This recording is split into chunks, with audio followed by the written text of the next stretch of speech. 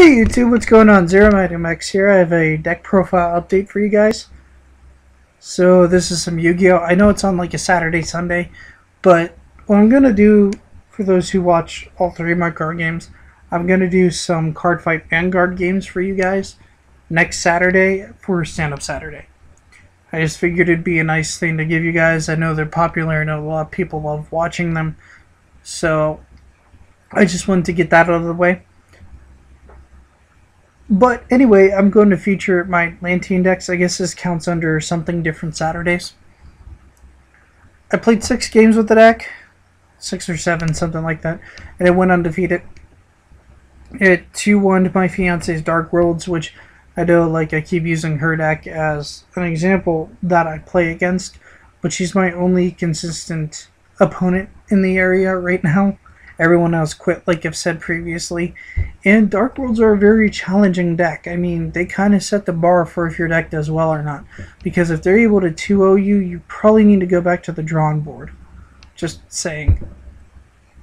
So the fact that this deck was able to beat her 2-1, I'm excited about.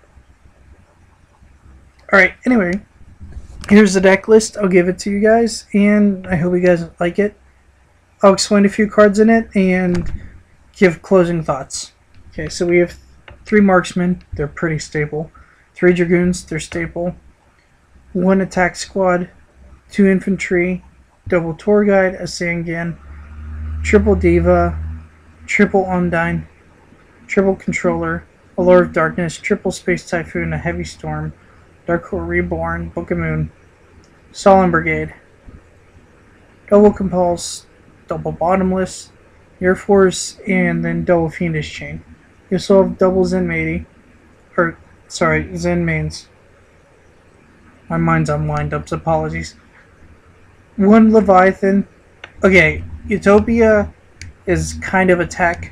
He's there in case I get stuck with 2 Dragoons and I summon them out, and this guy chills back after I'm done swinging with the Dragoons, and Utopia says, okay, now if you got something to attack me with, I'm going to try and stop you.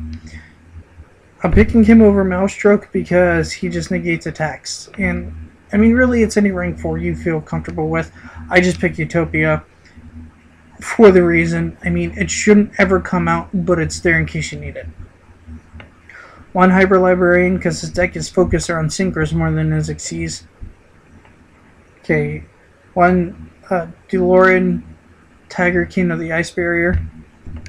He's there because he's kind of a staple for the deck, and you never know, he could play some utility.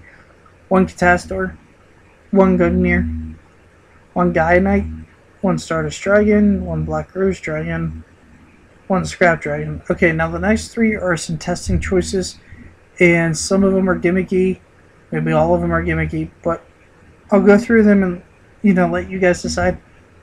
Ancient Fairy Dragon's the first.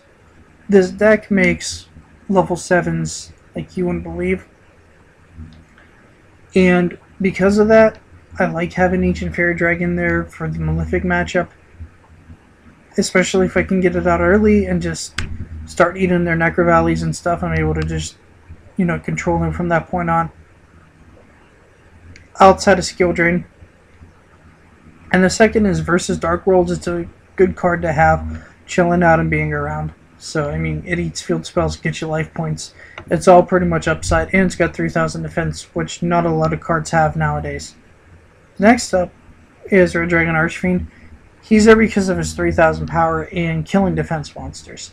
So, in case something like Ancient Fairy Dragon would be dropped on me, he takes care of that. Plain and simple, he's good for getting rid of flooded defense point monster type cards and train wrecks from there. And like I said, 3,000 attack power is solid. This is the very gimmicky card. Okay, the deck runs Deep Sea Divas, guys, and this and Red Dragon Archfiend plus Deep Sea Diva, it works together. It's there in case you need it, and it's a very hard threat for your opponent to deal with, and it usually comes out with a huge attack power. I mean, if nothing else, you're looking at 3 divas to go into it, or 3 tuners at the very least in it. So that's like an additional 1,500. That's 5,000 attack power, guys, on a card that cannot be destroyed by your opponent's spell trap or monsters. That's pretty sick. He's a very strong and very, very good card. They better have a Fiendish Chain or Compulse or some way to warning it to stop this thing. Probably Compulse or Fiendish Chain, because in the turn you want to summon this guy, you probably cleared their field or back rows. It can be a win condition, and like I said, it's a solid card to just sit there and be able to stop whatever they throw at you. So, like I said, he's in testing. Okay, closing thoughts. The current YCS going on, I'm kind of surprised that Atlantean decks are not making it up there as much as I'd hoped they would.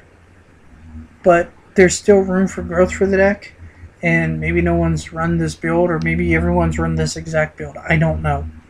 And perhaps windups are just that good. I'm kind of surprised to see Chaos Dragons still there. Agents don't surprise me in the least. And Geargia and Machina decks seem to be very good. That's like my analysis of the meta so far. And I've given it a couple of YCS events and a few videos and stuff like that. I think that's about where we're at, is windups is like the new deck. Dino Rabbits and Agents would be under there somewhere. I think Geargia might be up there with windups. I think it'd be like Geargia is second to windups. And I don't mean tiers. I mean, they're all tier 1 decks, but like what's a little bit better. So I think windups is like the top. Then you have Geargia.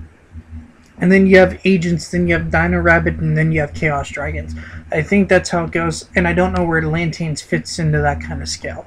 That's what I'm seeing. I also don't know where Heroes fit in real well right now. But that's my analysis of the meta a little bit for some final thoughts.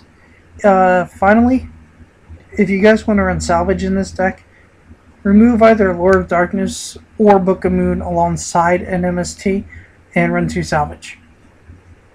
And that's probably how I would do it if you guys are looking for the extra card advantage. Pot of Avarice, I don't think I'd ever need for this deck. I just simply don't go through cards quick enough to be able to use it. I mean, I usually either end up killing my opponent or they kill me by the time I can use Avarice. And this deck is fast, so generally it's me killing them. Alright, well, anyways, I hope you guys enjoy the deck, and ZeroMagnumX out. Peace, YouTube. Leave comments down below, and catch you later.